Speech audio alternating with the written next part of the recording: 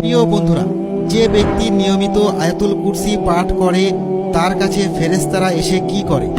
আয়াতুল কুরসি যখন নাজিল হয় তখন শয়তানের উপর কেন পাথর বর্ষণ হয়েছিল এবং ৭০,০০০ ফেরেশতা কেন পৃথিবীতে নেমে এসেছিল? এই আয়াতের মধ্যে এমন একটি ইসমে আজম আছে যেটি পাঠ করলে খুব দ্রুত দোয়া কবুল হয়। আপনাদের যারা যারা আয়াতুল কুরসি না দেখে পাঠ করতে পারেন তারা অবশ্যই কমেন্ট করতে ভুলবেন না। আল্লাহ সুবহানাহু ওয়া তাআলার কালাম, যা থেকে কোনো মিথ্যার সংমিশ্রণ নেই, সামনে কিংবা পেছন থেকে। আল্লাহ তাআলা কুরআনের বিভিন্ন সূরার মধ্যে কিছু সূরাকে বিশেষ মর্যাদা দিয়েছেন। যেমন আমরা সূরা ফাতিহার ফজিলত সম্পর্কে শুনেছি, তেমনি আল্লাহ তাআলা কিছু আয়াতকেও অন্য আয়াতের চেয়ে বেশি মর্যাদা দিয়েছেন। নিঃসন্দেহে সর্বশ্রেষ্ঠ কথা হলো রহমানের, এবং আল্লাহ তাআলার সর্বশ্রেষ্ঠ কালাম হলো কুরআনুল কারীম। আর কুরআনের সর্বশ্রেষ্ঠ ও মহত্তম আয়াত হলো আয়াতুল কুরসি। এটি কত মহান আয়াত এবং এর মর্যাদা কত উঁচু, ইমাম ইবনে তাইমিয়া রহমতুল্লাহি আলাইহি এই হাদিস সম্পর্কে মন্তব্য করতে গিয়ে বলেন, কুরআনে এমন কোনো একক আয়াত নেই যা আয়াতুল কুরসির সমতুল্য, কারণ এর মধ্যে এমন কিছু বিষয় আছে যা অন্য কোনো আয়াতে নেই। ইমাম মুসলিমের সহিহ হাদিসে আবু হুরায়রা রাদিয়াল্লাহু তাআলা আনহু থেকে বর্ণিত আছে যে রাসূলুল্লাহ সাল্লাল্লাহু আলাইহি ওয়াসাল্লাম একদিন তাকে জিজ্ঞাসা করলেন, আবু মঞ্জির, তুমি কি জানো তোমার সাথে থাকা আল্লাহর কিতাবের মধ্যে কোন আয়াত সর্বশ্রেষ্ঠ? তিনি বললেন, আল্লাহ ও তার রাসূলই ভালো জানেন।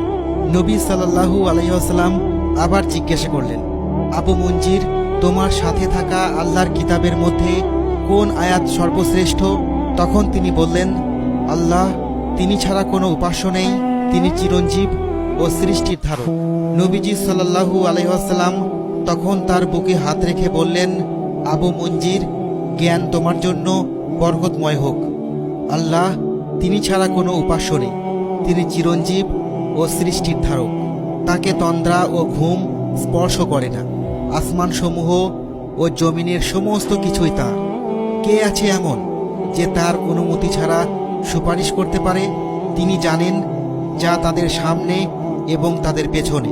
তারা তার জ্ঞানের কোনো অংশ ধারণ করতে পারে না, তবে তিনি যা চান তা ছাড়া।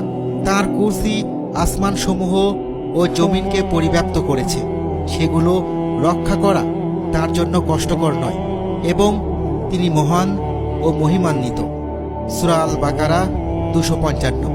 এই মহান আয়াত আয়াতুল কুরসি যখন আপনার হৃদয়ে থাকে তখন আপনি কল্যাণের মধ্যে থাকেন। এটি বারবার পাঠ করুন, কারণ আয়াতুল কুরসি পাঠ করা আল্লাহর ইবাদত, হৃদয়ের প্রশান্তি, মর্যাদা বৃদ্ধি এবং অসংখ্য সওয়াবের উৎস। আয়াতুল কুরসিতে আল্লাহর সবচেয়ে মহান নামও রয়েছে।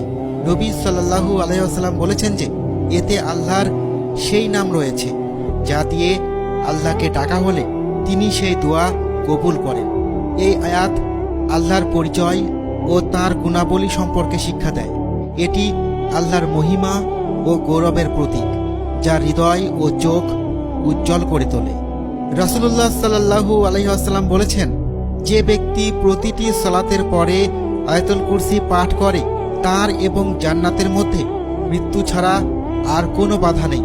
অর্থাৎ যদি কেউ প্রতিটি সালাতের পরে এটি পড়ে তাহলে সে মৃত্যুর পর জান্নাতে প্রবেশ করবে। আয়াতুল কুরসির আরেকটি ফজিলত হলো, রাতে এটি পাঠ করলে শয়তান সেই ঘর থেকে বের হয়ে যায় এবং সকাল পর্যন্ত আর ঢোকে না। যে ব্যক্তি ঘুমানোর আগে এটি পাঠ করবে আল্লাহ তাকে এবং তার সন্তানদের রক্ষা করবে এবং শয়তান তাদের কাছে আসতে পারবে না। এটি দুঃস্বপ্ন ও কষ্টকর স্বপ্নগুলো দূর করে।